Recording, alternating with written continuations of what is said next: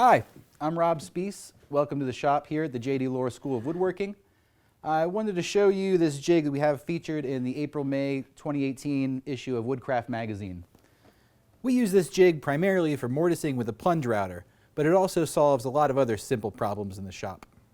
This is a big favorite of our students here at the school, so we wanted to go through all the little bells and whistles that make this jig a great helper in the shop. At its simplest level, this jig takes the place of bench dogs on a traditional workbench. It's specifically designed for handheld routing tasks where clamps often get in the way. By securing the board between a block and a wedge, I can quickly route a series of slots without having to take clamps on and off.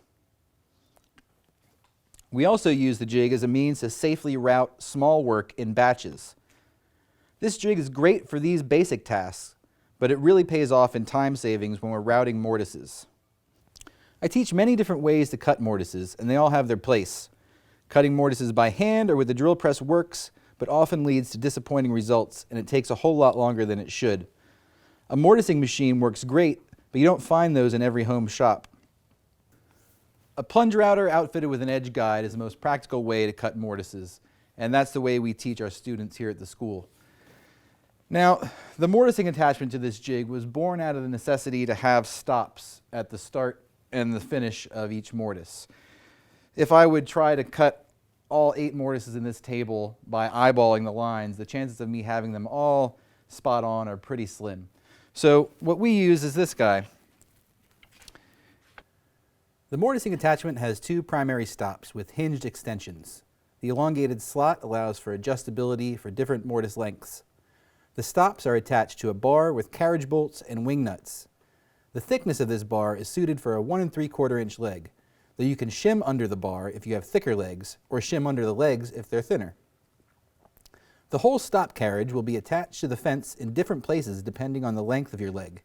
In this case, I'm setting up for a 29-inch hall table leg to be positioned between the wedge and the block. With the wedge loosely secured, I align the center point of the jig roughly to the position where the top of the 2 legs will meet, then screw it to the fence. That allows me to cut 2 mortises of equal spacing using these doors right here. So once I've got it in position there, I'm going to take my wedge, make sure you have a cool lightning bolt on it, and set that in place just lightly. Then I'm going to put the stop block over here and clamp this down to my workbench. Now, by putting a little bit more pressure on the wedge, that sets these legs in place so they can't shift forward or backward. To set the stops of the mortise, I put my router in place and attach my edge guide and set that up so I'm tracking right through my mortise layout lines.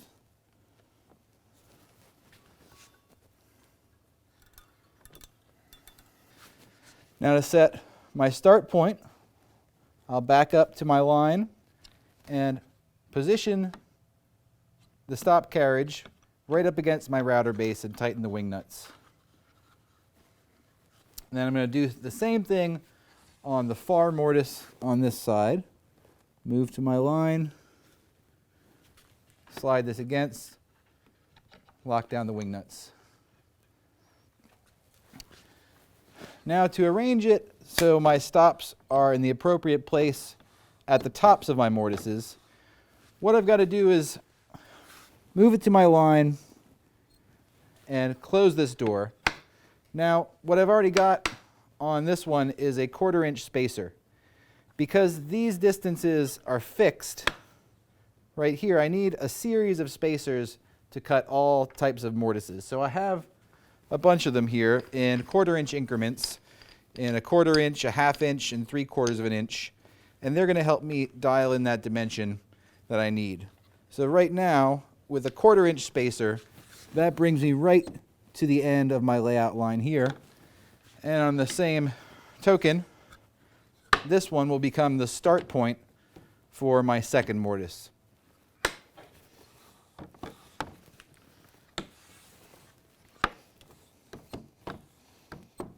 All right, now we're all set to go.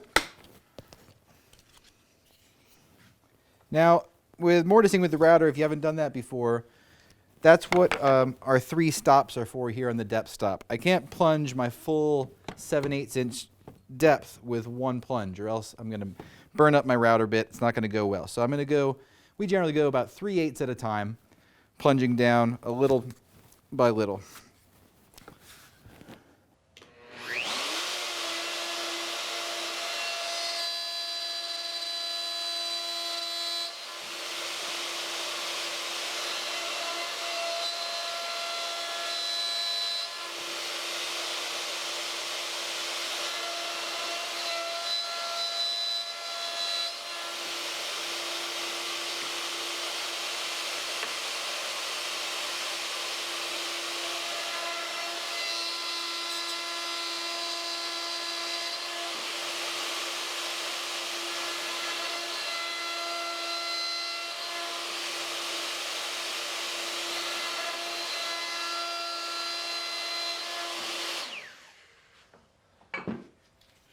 So the nice thing here is now that I did all my layout on these 2 mortises, all I've got to do is remove the wedge, flip this leg over here, and flip this leg over here. Now because of the spacing of my block and my wedge, everything's going to go exactly in the same spot. I don't need to lay out all of my mortises. A simple chalk squiggle is going to take the position of that layout, and my stops are going to put everything in the right spot.